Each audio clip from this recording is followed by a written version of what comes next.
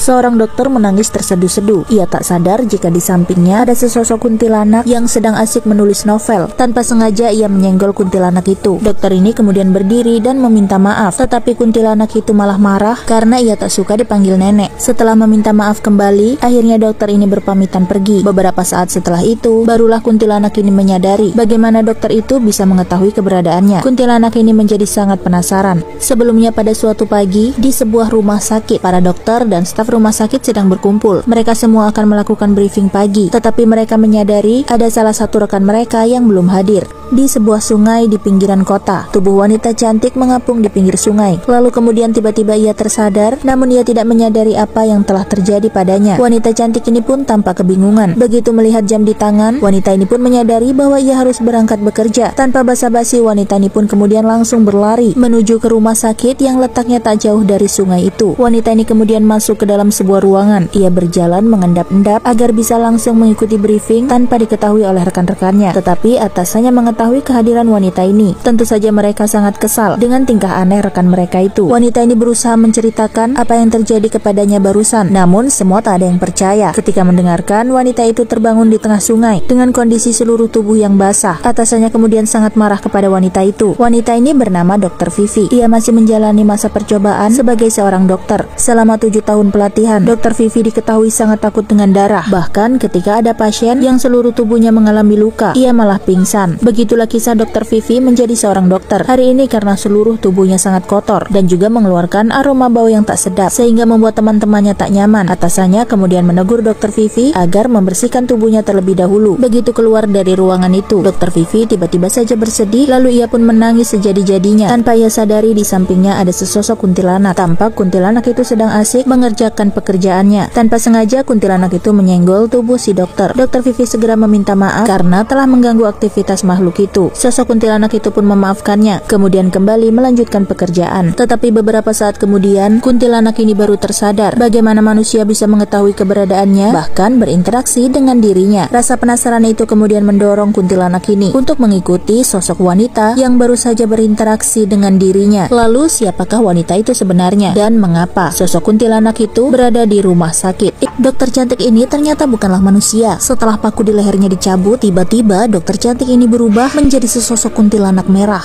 Beberapa hari sebelumnya, setelah tertidur di aliran sungai, seorang dokter yang sebelumnya sangat takut dengan darah, tiba-tiba saja saat melakukan praktek, hal yang mengejutkan terjadi. Ketika melihat darah pasien, Dr. Vivi tidak lagi merasakan takut. Dirinya sendiri bahkan tak percaya jika sekarang ia tak takut lagi melihat darah. Dr. Vivi menganggap semua itu adalah sebuah keajaiban. Namun apapun alasannya, ia senang. Tetapi tidak dengan teman-temannya. Mereka yang heran menganggap Dr. Vivi menggunakan ilmu untuk tidak takut dengan darah. Dr. Vivi kemudian membagikan kegembiraannya kepada rekan-rekan perawat bahwa kini ia tak takut lagi dengan darah. Teman-temannya pun kemudian menyuruh Dr. Vivi untuk segera mencari pasangan, sebab perjuangannya selama 7 tahun menjadi dokter akan segera berhasil. Singkat cerita, Dr. Vivi kemudian menemui seorang koko biro jodoh. Dr. Vivi bercerita tentang keluh kesah selama ia berjuang menjadi seorang dokter, dan kali ini sudah saatnya bagi Dr. Vivi untuk mendapatkan seorang pasangan. Tapi ternyata koko ini memasang tarif yang cukup mahal untuk memperkenalkan satu orang calon pasangan saja. Dr. Vivi pun merayu koko hingga akhirnya koko itu memberikan satu calon pasangan gratis. Keesokan harinya, lagi-lagi Dr. Vivi datang terlambat dengan alasan yang tak masuk akal, yaitu sakit kepala. Ia pun kemudian dipanggil kembali oleh atasannya, dan seperti biasa lagi-lagi Dr. Vivi mendapatkan ocehan dari atasannya. Bahkan rekannya pun kesal karena Dr. Vivi selalu saja terlambat setiap hari. Ketika di ruang loker, Dr. Vivi melihat kehadiran sosok kuntilanak yang sedang duduk menunggunya. Kuntilanak ini adalah Edna. Ingatkah kalian dengan sosok kuntilanak bernama Edna yang selama ini tinggal di rumah sakit dan sempat tidak menyadari bahwa dirinya telah menjadi hantu? Edna pun meyakinkan dirinya bahwa Dr. Vivi bisa melihat keberadaan Edna, dan tentu saja semua itu benar. Dr. Vivi bisa melihat Edna. Beberapa saat kemudian, Dr. Vivi menjerit ketakutan. Hal itu membuat Edna juga menjerit karena terkejut. Dengan kasar, Edna kemudian menampar Dr. Vivi. Ia berkata bahwa sebenarnya Dr. Vivi bukanlah manusia. Dr. Vivi yang panik kemudian berkata bahwa ia adalah manusia. Edna kemudian kembali menampar Dr. Vivi. Untuk memastikannya, Edna kemudian menyuruh Dr. Vivi untuk mencium ketiaknya, dan ternyata Dr. Vivi bisa mencium bau Edna. Edna kemudian mengajak Dr. Vivi untuk pergi ke suatu tempat, sebuah gudang kosong di rumah sakit. Edna mengajak Dr. Vivi untuk masuk ke dalamnya. Gudang itu sudah lama ditutup dan tak ada seorang pun staf rumah sakit yang masuk ke sana. Ketika Dr. Vivi membuka pintu ruangan itu, tiba-tiba saja Edna sudah berada di depannya. Dr. Vivi pun terkejut. Edna kemudian kemudian menari dan mengucapkan selamat datang kepada Dr. Vivi. Bagi Edna, tempat itu adalah tempat ternyaman. Namun Dr. Vivi melihat tempat itu sebagai gudang yang berantakan. Edna kemudian menyuruh Dr. Vivi untuk menari, kemudian membuat tubuhnya berputar-putar. Lalu tiba-tiba saja, ruangan yang tadinya berantakan berubah menjadi sebuah kamar yang lengkap dengan tempat tidur. Edna kemudian menyuruh Dr. Vivi untuk menghadap ke depan. Ia lantas mengambil cermin dan memeriksa di bagian pundak Dr. Vivi. Ada sebuah paku yang tertancap di lehernya. Dr. Vivi pun tak tahu itu apa. Edna kemudian mencabut paku yang ada di leher Dr. Vivi. Seketika Dr. Vivi terdiam, sementara Edna bersembunyi di sudut ruangan. Lalu tiba-tiba Dr. Vivi berubah menjadi sesosok wanita yang mengerikan dengan pakaiannya berwarna merah serta rambut yang mengembang. Edna kemudian segera bangkit, lalu menancapkan kembali paku ke leher Dr. Vivi. Namun Dr. Vivi masih belum percaya bahwa dirinya bukan lagi manusia. Di sisi lain, Edna gembira karena akhirnya ia mempunyai seorang teman setelah sekian lama sendirian di rumah sakit itu. Edna kemudian bercerita bahwa ia adalah penghuni asli rumah sakit itu. Dulu rumah sakit itu pernah ditutup, namun tiba-tiba saja rumah sakit itu kembali direnovasi dan beroperasi lagi. Rumah sakit itu kini berubah menjadi angker. Setiap hari selalu ada saja petugas dan staf rumah sakit yang dihantui oleh makhluk-makhluk halus. Salah satu di antara mereka melihat ada sosok berdiri, kemudian benda-benda di rumah sakit itu bergerak sendiri. Selain itu, ada juga sosok pocong yang terang-terangan meneror staf rumah sakit. Sampai akhirnya pihak rumah sakit meminta bantuan seorang ustadz. Malam itu, Pak Ustadz datang ke rumah sakit untuk memanggil sosok-sosok yang kerap mengganggu orang-orang yang sedang bekerja di rumah sakit. Lalu tak lama kemudian Edna muncul tepat di belakang Pak Ustadz. Tetapi bukannya mereka saling bertengkar, Edna justru menawarkan damai kepada Pak Ustadz. Setelah berkenalan, Edna meminta agar Pak Ustadz membantu Edna menyelesaikan tulisan novel yang sedang dibuatnya. Sebagai imbalannya, Edna tidak akan mengacau rumah sakit itu lagi, apalagi mengganggu para staf yang sedang bekerja shift malam. Edna mengatakan di rumah sakit itu ada 25 hantu, namun mereka semua tidak saling kenal,